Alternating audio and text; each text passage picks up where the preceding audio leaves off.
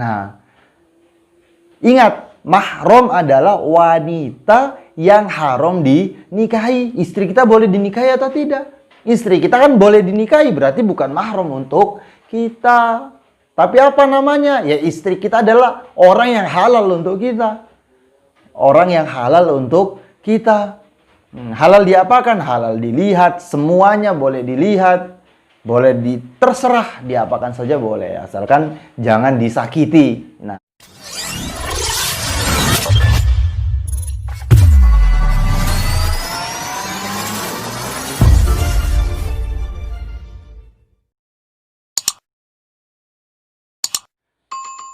Assalamualaikum warahmatullahi wabarakatuh. Bismillahirrahmanirrahim. Alhamdulillah rabbil alamin. Assalatu wassalam ala asyrafil mursalin wa ala alihi wa sahbihi ajma'in, amma ba'da.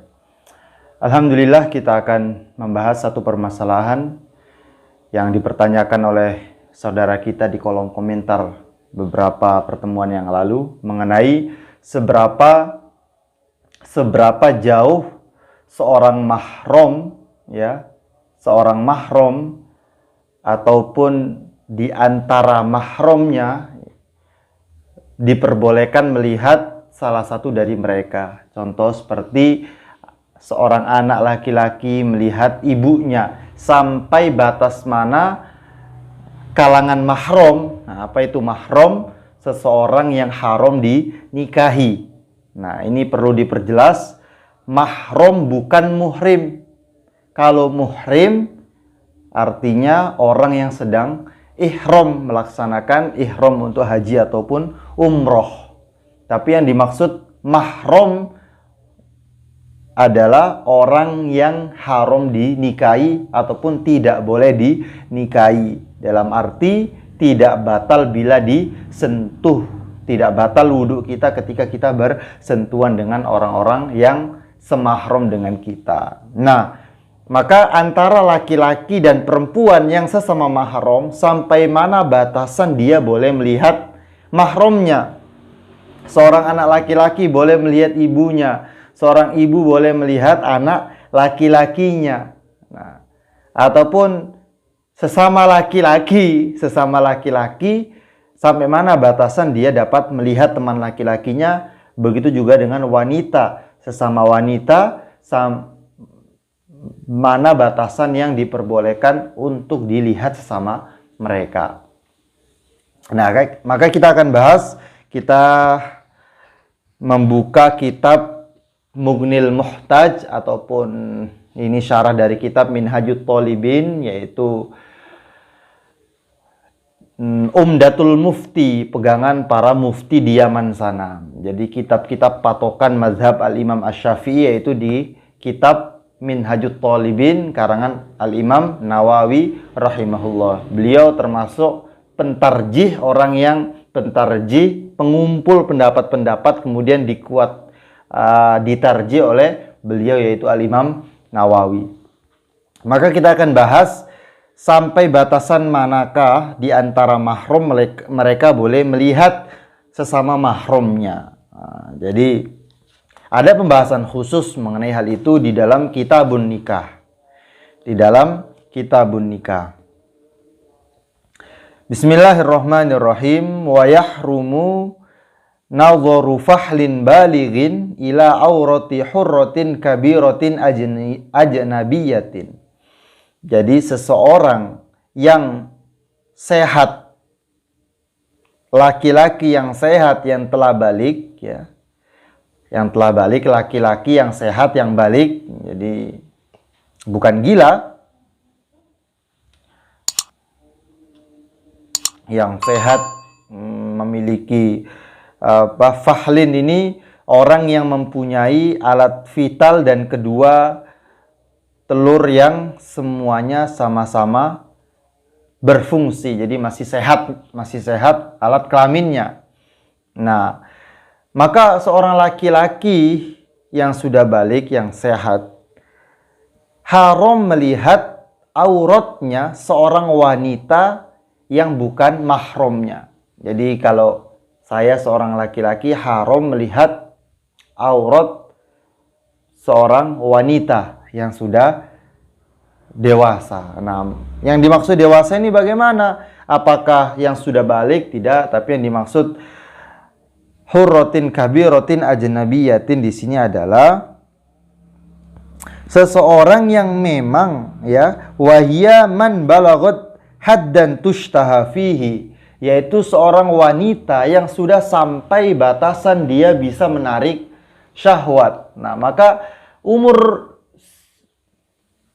8 tahun, 7 tahun, 8 tahun, atau 9 tahun, apalagi lebih, kok dia bisa menarik? Umumnya wanita yang cantik seperti itu, kok sudah bisa menarik syahwat para lelaki, maka wanita tersebut haram untuk dilihat. Nah, kemudian mana batasan aurat? Nah, aurat, nah ini ikhtilaf bainal ulama, akan tetapi kita harus berani jujur mengucapkan dalam kitab-kitab mazhab al-Imam Asy-Syafi'i, mulai kitab kecil sampai kitab besar, pendapat yang mu'tamad, seluruh tubuh wanita adalah aurat. Seluruh tubuh wanita adalah aurat, sehingga kita tidak boleh melihat mereka, bahkan itu wajahnya ataupun telapak tangannya. Ini pendapat yang kuat, pendapat yang mu'tamad. Nah, akan tetapi ada pendapat yang kedua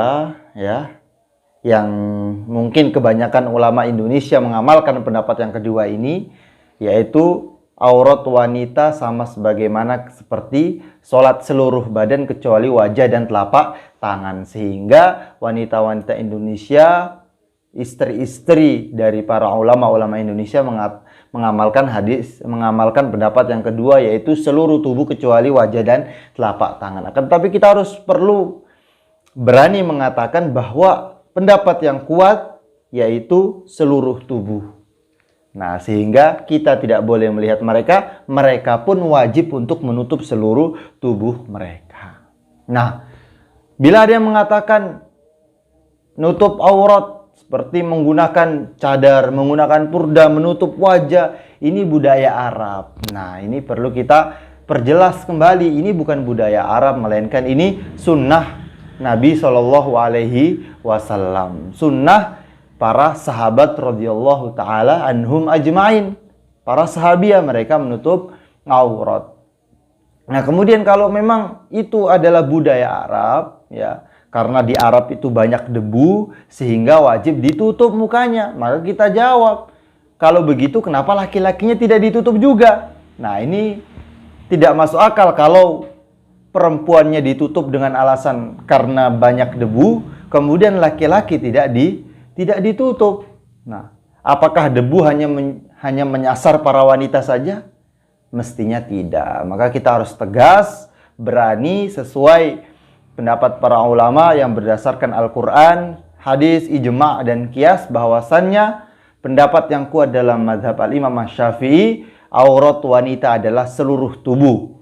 Akan tetapi pendapat yang kedua yang kebanyakan diamalkan di Indonesia, yaitu seluruh tubuh kecuali wajah dan telapak tangan. Dan kita pun alhamdulillah yang sudah bisa menutup aurat secara sempurna. Alhamdulillah, bersyukur, berdoa agar istiqomah, dan jangan juga ada buruk sangka ataupun mencelah terhadap wanita-wanita yang belum menutup auratnya, ataupun yang belum memakai cadar, ataupun yang belum memakai purda yang wajahnya masih terlihat. Yang sudah menutup aurat secara sempurna, jangan ada rasa buruk sangka, merasa lebih mulia, merasa lebih baik daripada yang belum sempurna menutup auratnya. Begitu juga yang belum menutup aurat secara sempurna, jangan menghina ataupun jangan menganggap orang yang menutup aurat secara sempurna itu adalah teroris ataupun tidak toleransi atau radikal, ataupun dia berburuk sangka. Percuma tutup aurat secara sempurna tapi akhlaknya buruk, lebih baik saya seperti ini biasa-biasa saja tapi akhlaknya tidak buruk, baik, suka sedekah. Ini yang perlu kita luruskan. Yang sudah sempurna tutup auratnya, istiqomah, selalu berdoa untuk dirinya dan teman-temannya. Yang belum juga berusaha bagaimana berminta kepada Allah agar dikuatkan, diteguhkan hatinya agar dapat menutup aurat secara sempurna. Nah, ini mengenai aurat. Tidak perlu panjang lebar mengenai pembahasan aurat wanita sampai mana itu sudah dibahas panjang lebar oleh para alim ulama kita di kitab-kitab mazhab al-Imam Asy-Syafi'i, di kitab-kitab mana saja di pesantren-pesantren sudah dijelaskan. Nah, oleh sebab itu yang kita akan bahas di sini, sampai manakah seorang mahram ya diperbolehkan melihat anggota tubuh mahramnya yang wanita ataupun wanita melihat yang laki-laki. Nah, maka dijelaskan di sini. Nah, wala yang zuru min mahramihi baina surratin waruk batin wa yahillu ma siwahu wakila ma yabdu fil mihnati faqat wal asahu hilun nadhari bila syahwatin ilal amati illa ma baina surrati war rukbati wa ila saghiratin illal farja. Nah, di sini dijelaskan seorang mahram ya, sesama mahram laki-laki dan wanita ataupun adik kakak, kakak laki-laki, adik perempuan ataupun sebaliknya, mereka boleh melihat sesama mahramnya, yaitu antara selain anggota antara pusar dan rukbah, pusar dan lutut. Pusar dan lutut. Ini kalau memang tidak timbul fitnah. Gini, mudahnya gini. Adik kakak laki-laki maupun perempuan, ataupun bapak mertua melihat menantu perempuannya, ya. Bapak mertua melihat menantu perempuannya. Maka dalam kondisi tidak adanya fitnah, tidak adanya syahwat, apalagi tidak adanya ketidakcocokan, ketidaksesuaian, maka adik kakak sesama mahram dia boleh melihat seluruh tubuh kecuali pusar sampai lutut. Nah, pusar sampai lutut.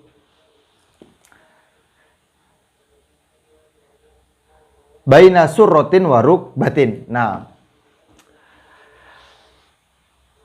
bagaimana dengan wanita? Kalau laki-laki, maka kita sudah jelas laki-laki auratnya adalah baina surrati waruk bati, antara pusar dan lutut. Ini aurat laki-laki, sehingga sesama laki-laki, sesama mahram boleh melihat seluruh tubuh kecuali pusar dan anggota antara pusar dan lutut. Nah, bagaimana dengan wanita? Apakah sama dengan laki-laki? Diperinci. Bila tidak ada fitnah, tidak ada syahwat, tidak ada ketidaksesuaian, ketidakpantesan, maka seorang mahram yang laki-laki pun boleh melihat seluruh anggota badan mahram yang perempuannya kecuali ma baina surrati war rukbati, yaitu antara pusar dan lutut. Akan tetapi ini sangat umumnya tidak seakan-akan tidak pantas bila seorang wanita terlihat payudaranya terbuka depan umum, dilihat oleh bapak mertuanya. Maka ini jelas timbul fitnah, ya, timbul fitnah antara menantu dan mertua, nah, antara adik dan kakak ataupun sesama wanita.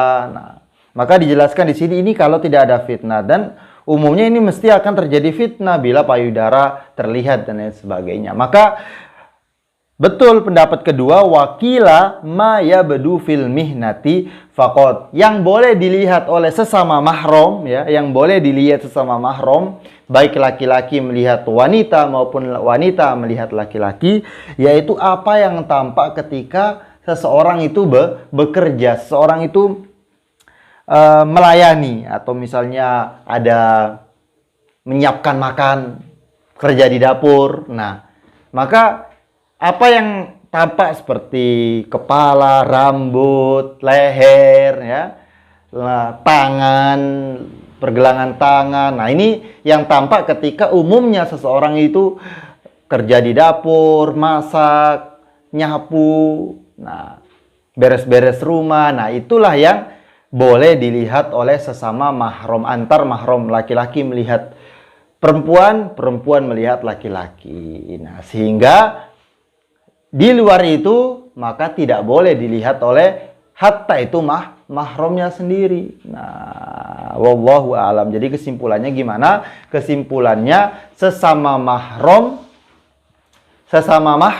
ya, kalau kita sebagai kakak melihat adik perempuan, melihat ibu mertua kita. Nah, itu batasannya adalah sampai di mana anggota-anggota yang terlihat umumnya ketika seorang wanita dia menjalankan tugasnya di rumah, misalnya nyapu ataupun memasak di dapur. Nah, itu yang boleh kita lihat untuk sesama mahram. Begitu juga dengan yang wanita melihat mahramnya yang laki-laki pun demikian.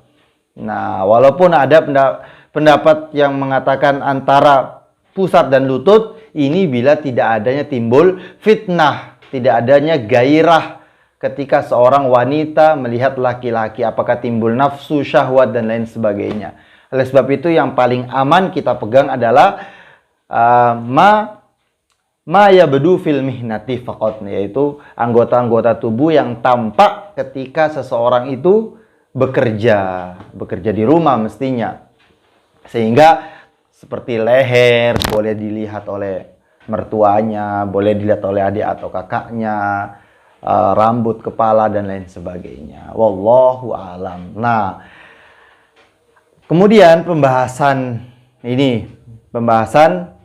sudah mengenai antara mahram melihat mahramnya. Jadi seukuran di waktu seseorang itu bekerja, anggota yang nampak ketika bekerja. Jadi bukan selainnya. Kemudian yang perlu kita ketahui, yang kita bahas, apa saja penyebab seseorang itu mahram. Ini sudah pernah saya bahas di beberapa video yang lalu. Akan tetapi kita perlu pertegas di sini 3 penyebab seseorang itu menjadi mahram. Yang pertama, mahram sebab nasab. Mahram sebab nasab anak, ya. Mahram sebab nasab seperti anak, cucu, ibu, kak, nenek, dan lain sebagainya. Ini mahram sebab nasab. Kemudian yang kedua, mahram sebab rodho, ya, mahram sebab rodho, yaitu mahram sebab persusuan. Umur 2 tahun kurang, yaitu syaratnya bayinya belum berumur 2 tahun, kemudian sudah disusui oleh ibu mertua, oleh seorang wanita 5 kali persusuan sehingga kenyang. Jadi 1 kali kenyang, kemudian susu lagi hingga kenyang, 3 kenyang lagi, 4 kenyang lagi, 5 kenyang lagi, maka anak tersebut dianggap mahram persusuan kepada ibunya dan anak-anak ibunya. Jadi gampangnya, bila ada seorang bayi yang nyusu kepada seorang wanita, maka dia dianggap anaknya seorang wanita itu. Sehingga apa yang mahram bagi wanita itu mahram juga bagi si anak tersebut. Seperti anaknya ke sana, kemudian ke atas, dan lain sebagainya. Itu mudahnya kita membahas mengenai mahram yang disebabkan oleh persusuan. Kemudian yang ketiga adalah mahram yang disebabkan musoharo. Apa itu musoharo? Mahram yang disebabkan dengan pernikahan. Kita nikah dengan si fulanah, wanita, maka ibunya wanita, kemudian neneknya wanita, itu mahram kepada kita. Kepada kita yang menikahi anaknya. Jadi kita menikahi seorang wanita, maka ibunya, kemudian neneknya mahram dengan kita. Tapi adiknya tidak mahram. Nah, adiknya tidak mahram. Sehingga apa? Bila wanita yang kita nikahi itu meninggal dunia, maka kita boleh menikahi adiknya. Nah, jadi yang mahram adalah ibunya dan neneknya ke atas. Itu yang mahram, yang dinamakan mahram musoharo. Jadi mahram nasab, ibu, nenek, adik, kakak, anak. Nah, ini mahram disebabkan nasab, disebabkan darah. Kemudian mahram rodo disebabkan persusuan, kemudian mahram musoharo disebabkan pernikahan. Kemudian pertanyaannya, istri kita mahram atau bukan? Nah, ingat, mahram adalah wanita yang haram dinikahi. Istri kita boleh dinikahi atau tidak? Istri kita kan boleh dinikahi, berarti bukan mahram untuk kita. Tapi apa namanya? Ya, istri kita adalah orang yang halal untuk kita. Orang yang halal untuk kita. Halal diapakan? Halal dilihat, semuanya boleh dilihat, boleh terserah diapakan saja boleh, asalkan jangan disakiti. Nah, itu tidak boleh seorang laki-laki menyakiti istrinya tanpa ada alasan. Nah, tanpa ada alasan. Jadi itu 3 sebab mahram. Kesimpulannya, mahram ada 3: nasab, persusuan, kemudian pernikahan. Istri tidak mahram kita, tapi dia adalah orang yang halal untuk kita. Kenapa? Karena dia adalah orang yang tidak haram untuk dinikahi. Boleh kita nikahi dia. Jadi istri kita boleh kita nikahi, yang tidak boleh adalah ibu istri kita, nenek istri kita, dan siapa juga yang mau menikahi ibunya ataupun neneknya, kecuali ya ada faktor-faktor lain lah. Nah, siapa tahu ada orang yang suka sama janda dan sebagainya, itu kita tidak membahas. Tapi umumnya ya mesti anaknya lebih muda daripada ibunya, itu mesti anaknya lebih muda daripada ibunya. Kemudian yang tadi keharaman batasan sesama mahram boleh melihat, yaitu apa saja yang tampak ketika seseorang itu bekerja di rumahnya kalau wanita. Jadi apa yang tampak ketika bekerja itulah yang boleh dilihat sesama mahramnya. Jadi tidak ada, bagi wanita tidak ada batasan khusus sampai mana, yang penting umumnya seorang wanita ketika bekerja di rumah menggunakan baju kaos ataupun menggunakan selendang dan sebagainya, itulah yang boleh dilihat oleh sesama mahramnya yang laki-laki. Maknanya bapak mertuanya boleh melihat dia ketika dalam keadaan itu. Tapi di selain itu, misalnya payudaranya, ini kalau selain ma yabdu fil mihna, yaitu anggota yang tampak ketika bekerja. Nah, selain itu maka ini ada khilaf antara ulama, ada perbedaan. Nah, kalau ma yabdu fil mihna, apa yang tampak ketika bekerja, ini ittifaq boleh dilihat. Kalau di bawahnya, yaitu contohnya leher ke atas boleh dilihat oleh bapak mertua, ini ittifaq, sepakat. Kalau di bawah leher ke bawah sampai pusar atau pusat ini pusar. Nah, ini khilaf antar ulama. Kalau ingda amnil fitnah, ketika tidak ada fitnah diperbolehkan. Kalau ada fitnah ataupun syahwat maka tidak diperbolehkan. Nah, pusar ke bawah sampai lutut, nah ini ittifaq tidak diperbolehkan. Yang boleh melihat hanya sesama suami istri saja. Wallahu a'lam bishawab wa ilaihil ma'ab. Kurang lebihnya mohon maaf. Wabillahi taufiq wal hidayah. Wassalamualaikum warahmatullahi wabarakatuh.